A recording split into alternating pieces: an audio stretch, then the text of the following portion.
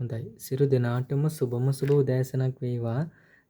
අද අපි සූදානම් වෙන්නේ දැන් ඉතින් 2026 නේද අලුත් අවුරුද්දක් ලබලා මේ අවුරුද්දෙත් ගිය අවුරුද්දේ වගේම පාලි පාඩම් හොඳට ඉගෙන ගන්න විශේෂයෙන්ම දහම් පාසල් පෙළ පොත්වල තියෙන පාලි පාඩම් ටික හොඳට ඉගෙන ගන්න තමයි සූදානම් වෙන්නේ. ඉතින් ගොඩක් සතුටුයි ගිය වර්ෂය තුල අපි මේ පාලි පාඩම් ඉගෙන ගත්තා හොඳට නේද? මම ඔය සියලු දෙනාටම ඉගැන්නුවා පුළුවන් උපරිමයෙන්. ඉතින් සමහරව ගොඩාක් අය ඇත්තටම අභ්‍යාස කරලා ගෲප් එකට යොමු කරා. මම ඒවා බැලුවා. හරිම සතුටුයි. ඉතින් මේ වර්ෂය තුලත් අපි මේ කාර්යය අඛණ්ඩව කරගෙන යමු. මට මේ වගේ පුළුවන් විවේක වෙලාවට මම අනිවාර්යයෙන්ම පාලි පැවරුමට අදාළ PDF එක යොමු කරනවා. එතනින් අමතරව මේ PDF එකේ තියෙන පාලි පාඩම කොහොමද කරන්න කියලා මේ විදිහට රෙකෝඩ් එකක් කරා ඔබට යොමු කරනවා. ඒ නිසා අනිවාර්යයෙන්ම මේ පාලි පාඩම් මම කියලා දුන්නායින් පස්සේ සිද්ධ කරලා ගෲප් එකට යොමු කරන්න. ඒක සතියක් ගියත් කමක් නැහැ, සති දෙකක් ගියත් කමක් නැහැ, මාසයක් නම් ගන්න එපා. විවේක වේලාවට අනිවාර්යයෙන්ම පාලි පැවරුම් කරන්න. හේතුව පාලි ඉගෙන ගන්න ආස කෙනෙක්ට ඇත්තටම මේ දහම් පාසල් පෙළ පොත් ටික ගොඩාක් වටිනවා. මොකද මුලින් ඉඳන් පාලි මුකුත්ම දන්නේ නැති කෙනෙක්ට පවා ඉගෙන ගන්න පුළුවන් වෙන විදිහට තමයි මේ පෙළ පොත්වල පාලි පාඩම් තියෙන්නේ. ඒක නිසා පාලි ඉගෙන ගන්න ආස කරන අය මේක දහම් පාසලේ පාලි පාඩම් කියලා හිතන්න එපා. මුලින් ඉඳන් ඉගෙන ගන්න. මොකද ජීවිතේට ගොඩාක් දේවල් මේ පාඩම් තුලින් අපිට ඉගෙන ගන්න පුළුවන් සහ අපේ පාලි භාෂා දැනුම හොඳට වර්ධනය කරගන්න පුළුවන්. හොඳයි. එහෙනම් අද පාලි 4 වෙනි පාඩම නේද දහම් පාසල් 4 ශ්‍රේණියේ 4 වෙනි පාලි පාඩම මේ ඉගෙන ගන්න යන්නේ. හොඳයි. එතකොට බලන්න පාඩමේ නම ත්‍රිවිධ චෛත්‍ය වන්දනාව. අන්න. එතකොට දැන් ත්‍රිවිධ චෛත්‍ය කියලා කියන්නේ අපි කොහෙද? මෙහෙමනේ ශාරීරික, පාරිභෝගික, උද්දේශික නේ. ඒ කියන්නේ චෛත්‍ය ඊළඟට බෝධිය විහාරය. මෙන්න මේ කියන තුන් ස්ථාන කොහොමද වඳින්නේ? මොන ගාථාවෙන්ද වඳින්නේ? ඔන්න ඔය විදිහට අපිට ගාථාවක් කියලා දීලා තියෙනවා. අපි දන්නවා. මොකක්ද වන්දාමි චේතියං සබ්බං සබ්බඨානේසු පතිට්ඨිතං ශාරීරික ධාතු මහා බෝධින් බුද්ධ රූපං සකලං සදා. දැන් මෙතනින් මේ කියන්නේ සබ්බඨානේසු පතිට්ඨිතං සියලු තැන්වල පිහිටලා තියෙන චේතියං සබ්බං අන්න සියලු චෛත්‍ය වන්දාමි වඳිමි. ඒ විතරක්ද නැහැ. ශාරීරික ධාතුන් වහන්සේලා අන්න එතකොට ඊළඟට මහා බෝධිය බුද්ධ රූපං කියන්නේ එතකොට බුදු පිළිම විහාර ගෙවල් බලන්න මෙතනේ තුනම තියෙනවා. ශාරීරික ධාතු කියන්නේ ස්තූප, මහා බෝධින් කියන්නේ බෝධීන් වහන්සේ, බුද්ධ රූපං කියන්නේ විහාරය. එහෙම නැත්නම් බුද්ධ රූප, බුද්ධ ප්‍රතිමා ආදී සියල්ල වඳිමි. දැක්කද? හරි. මේ ගාථාව අපි වෙනදා වඳිනකොට සාමාන්‍යයෙන් තේරුම දැනගත්තේ නැතත් දැන් අද ටිකක් දන්නවනේ. තව පහලින් තේරුම කියලා දෙන්නම්. මම නිකන් කිව්වේ තේරුම හදලා. හොඳයි. එතකොට ඉහත සඳහන් වන්නේ ශාරීරික චෛත්‍ය, පාරිභෝගික චෛත්‍ය හා උද්දේශික චෛත්‍ය යන ස්ථාන වදින ගාථාව. එතකොට දැන් ගොඩක් වෙලාවට අපි පන්සලකට ගියාම ජීවිතේ කියන්නේ කලාතුරකින් පන්සල් යන කෙනෙක් දන්නේ ඉස්සල්ලාම වඳින්න ඕන කොහෙටද කියලානේ.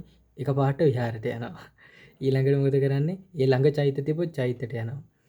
ඔය ඔක්කොටම කලින් බෝධිය තිබොත් බෝධියට තමයි ඉස්සල්ලා යන්නේ. එහෙම නෙමෙයි පිළිවෙලක් තියෙනවා. ඉස්සල්ලාම යන්න ඕනේ චෛත්‍යයට. හරිද? ඒ මොකද බුදුහාමුදුරන්ගේ ධාතුන් වහන්සේලා පිහිටලා තියෙන බලගතුම සම්පන්න ස්ථානයේ එතනනේ. ඊළඟට බුදුහාමුදුරෝ නියෝජනය කරමින් පූජනීය වෘක්ෂයක් වන උන්වහන්සේට බුද්ධත්වයේ සාක්ෂාත් කරගන්න ලොකු පිහිටක් දුන්නේ බෝධින් වහන්සේ. ඊළඟට බෝධියට යන්න. පස්සේ තමයි නිර්මාණකරුවෙකු විසින් නිර්මාණය කරපු විහාරයට අපි යන්නේ නේද?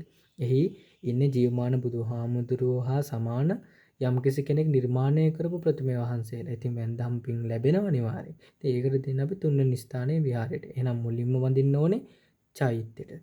ඊට පස්සේ බෝධිය ඊළඟට විහාරය. ඔන්න ඔය පිළිවෙලට තමයි වඳින්න ඕනේ. ඉතින් දාම් පාසල් යන දුවා දරුවෝ උනත් අම්මලා තාත්තලා පන්සලට එක්කන් ආවා මේක කියලා දෙන්න දන්නේ නැත්තම්. තාත්තා ඉස්සෙල්ලම වඳින්න ඕනේ අපි චෛත්‍යෙට. ඊළඟට බෝධිය. ඊළඟට විහාරයට කියලා. මොකද මේවා තමයි සිරිත් විරිත් බෞද්ධයෝ දැනගෙන ඉන්නේ. හොඳයි.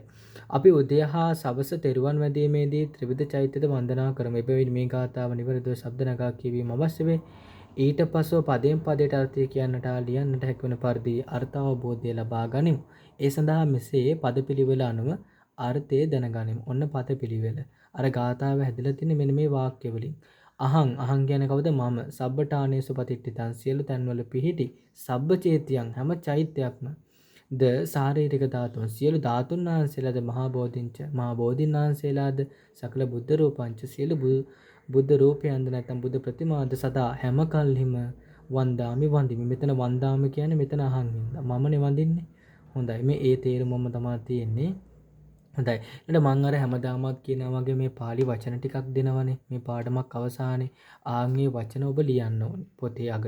ලියලා ඒ ටික පාඩම් කරගන්න ඕනේ ඉදිනදා. ඒ අභ්‍යාස කරන දවසේම මේ වන්දාමි වන්දිමි චේතියං චෛත්‍ය. දැන් ඔය අපේ උපාසකම්මලා එහෙම වදිනකොට අපි දකින තැනක් තියෙනවා ජේතවනං සේල චෛත්‍යං කියනවා නෑ. සේල චෛත්‍යං කියවෝ සිංහලනේ. සේල චේතියම් චෛත්‍ය කියන්නේ චේතියනේ. එහෙනම් එනවා ජේතවනං සේල චේතියම් නේ. තවත් තැනක් තියෙනවා මේ මට ඒක මතකෙට එන්නේ නැහැ. මම ඒක ඉදිරියට මතක් වුණොත් කියන්නම්. ඒ වගේ pāli ගාථාවල කොයි මොහොතකවත් චෛත්‍යං කියලා උච්චාරණය කරන්න බෑ චේතියං. හරි. ඊළඟට සබ්බං කියන්නේ සියලු. සබ්බඨානේසු සියලු තන්වල පිහිටි නේ පතිට්ඨිතං පිහිටි. සබ්බඨානේසු කියන්නේ සියලු තන්වල පතිට්ඨිතං පිහිටියා වූ නැත්නම් පිහිටි. ශාරීරික ධාතු බුදුහාමුදුරන්ගේ ශාරීරික ධාතුන් වහන්සේ මහා බෝධින් ජයශ්‍රී මහා බෝධින් වහන්සේ දැක්කත්.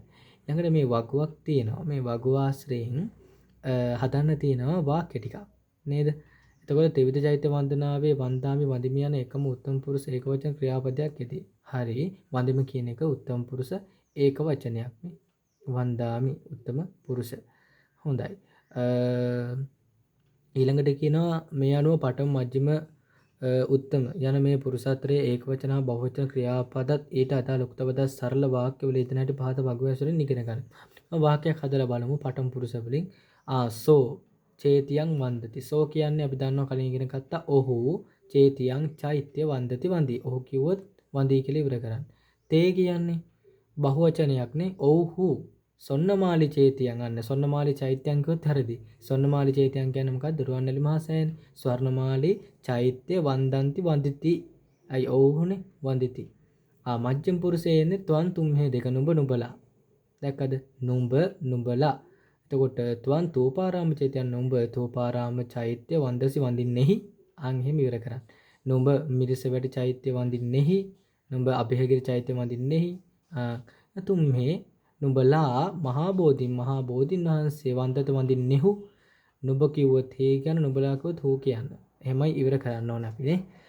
උත්තම පුරුෂය තියෙනවා අහං මම දාඨා ධාතුන් කියන්නේ දන්ත ධාතුන් වහන්සේ. වන්දාමි වන්දිමි නේ.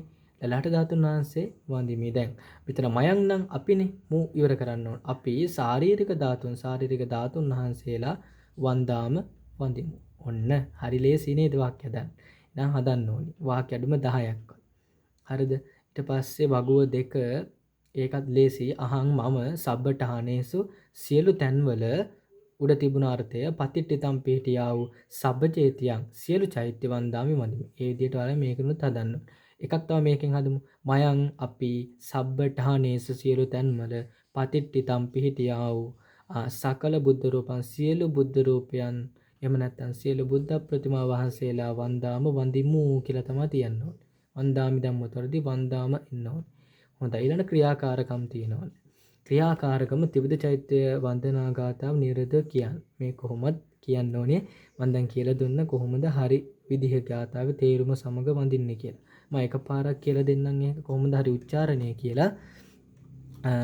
ඔන්න වන්දාමි චේතියං සබ්බං වන්දාමි චේතියං සබ්බං සබ්බඨානේසු පතිට්ඨිතං ශාරීරික ධාතු මහා බෝධින් බුද්ධ රූපං සකලං සදා. මේක වදිනකොට ඇත්තටම මේ අල්ප ප්‍රාණ මහ ප්‍රාණ හරි පරිස්සමෙන් හරියට උච්චාරණය කරගන්න පුළුවන් නම් ලොකු පීඨක් ආශිර්වාදයක් ලැබෙනවා. නිකන් අපි ගොඩක් වෙලාවට අල්ප ප්‍රාණින් වන්දාමි චේතියන් සබ්බං සබ්බඨානේසු පතිට්ඨිතං එහෙමනේ කියන්නේ. ඊට වඩා පොඩ්ඩක් බලන්න පාළියේ තියෙන ගැඹීරත්වය. වන්දාමි චේතියං සබ්බං සබ්බඨානේසු පතිට්ඨිතං ශාරීරික ධාතු මහා බෝධින් බුද්ධ රූපං සකලං සදා. දැක්කද? හරි ලස්සනයි. අපි ගාථා උච්චාරණය කරනවා කියලා දැන හිටපො. එකපාරක් එහෙම කියලා හුරු වෙන්න. ඊළඟට මම මෙන්න මේකේ තියෙනවා එම ගාථාවේ අර්ථය කියවන සරල සිංහල වාක්‍ය 3ක් ලියන්න. මෙන්න මේක හොඳයි. මේ වගුව දෙකින් හදන්න සිංහල වාක්‍ය තුනක්. ඒක ලේසි ඒ ගාථාවේ අර්ථයට අනුව තියෙන්නේ. ඊළඟට හිස්තැන් පුරවන තියෙනවා මං කියලා දෙන්නේ මයං ශාරීරික ධාතුන්. අන්න මයං කියන්නේ මා විසින් ශාරීරික ධාතුන් වහන්සේලා අන්න මයං කිව්වොත් දැන් මා විසින් නම් ඉවර කරන්න නෙමෙයි යන්නේ.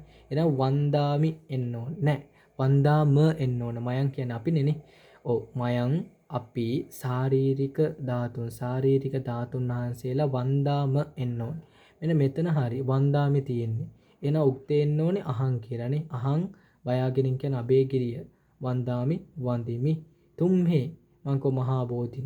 يعني නුඹලා මහා බෝධිය මොකක්ද දෙන්න ඕනේ. තුම්හේ කිව්වොත් මෙන්න බලන්න තියෙනවා වන්දත මේ පදේ දාන්න. ඒ වගේ ගැළපෙන එක බලලා හොයලා දාන්න ඕනේ. හරි අවධානයෙන් දාන්න පැටලෙන ඔක්කොම එක වගේ තියෙන්නේ. ඊළඟට සිංහලට නගන්න තියෙනවා පාලි වාක්‍ය ටිකක් දීලා මේකත් පුළුවන්. අමාරු වචන පොතේ දීලා තියෙනවා. හොයාගන්න බැරි වචනයක් තිබ්බොත් ගෲප් එකට අනිවාර්යෙන් මැසේජ් එකක් දාන්න. එක වාක්‍යයක් පරිවර්තනය කරමු. අහං සකලම් බුද්ධ රූපම් වන්දාමි. අහං මම සකලං සියලු බුද්ධ රූපම් බුද්ධ රූපයන් එහෙම නැත්නම් සියලු බුද්ධ ප්‍රතිමා වහන්සේලා වන්දාමි වඳිමි. ඔන්න ඔය විදිහට තමයි කරන්න තියෙන පාඩම. දැන් ලේසියි කියලා තේරෙනව නේද? ඒක නිසා එහෙනම් සියලු දෙනාම මේ රෙකෝඩ් එක බලලා අභ්‍යාස ටික බොහොම හොඳට කරලා ගෲප් එකට යොමු කරන්න කියලා බලාපොරොත්තු වෙනවා. තෙරුවන් සරණයි.